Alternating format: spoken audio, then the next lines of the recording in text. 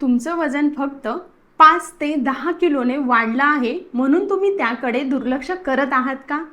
मग लक्षात ठेवा, वाढलेलं वजन फक्त पोटावर दिसत नाही, तर त्याचा भार तुमच्या गुडघ्यांनाही सहन करावा लागतो.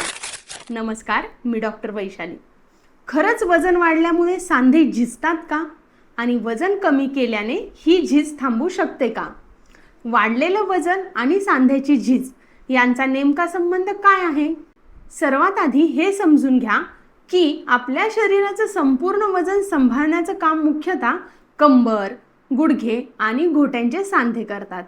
त्यामुळे वजन जास्त असेल तर या सांध्यांवर सतत अतिरिक्त ताण पडत राहतो. विशेषतः चालताना, पायऱ्या चढताना, उतरताना किंवा उठताना, बसताना गुडघ्यावर शरीराच्या वजनापेक्षा अनेक पटीने जास्त भार येऊ शकतो. त्यामुळे वजन जितकं जास्त तितका सांध्यावरील ताण वाढण्याची शक्यता जास्त. आता प्रश्न आहे, सांधा झिजतो म्हणजे नेमकं काय होतं?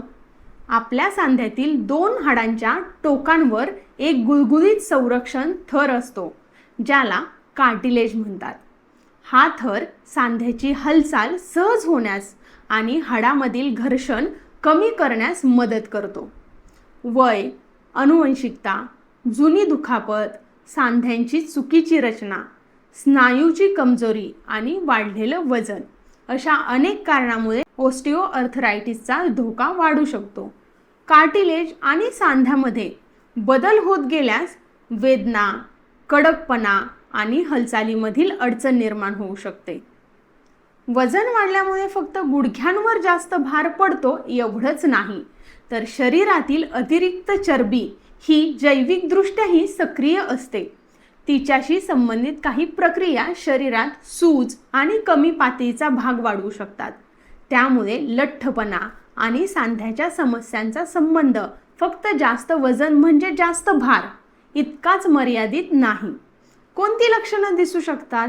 तर चालताना किंवा पायऱ्या चढताना गुडघ्यात दुखणे, सकाळी उठल्यावर किंवा बराच वेळ बसल्यानंतर सांधा कडक वाटणे, उठताना बसताना त्रास होणे, हालचालीमध्ये मर्यादा येणे, सांध्याभोवती सूज येणे किंवा काही वेळा कटकट असा आवाज जाणवणे अशी लक्षणं दिसू शकतात.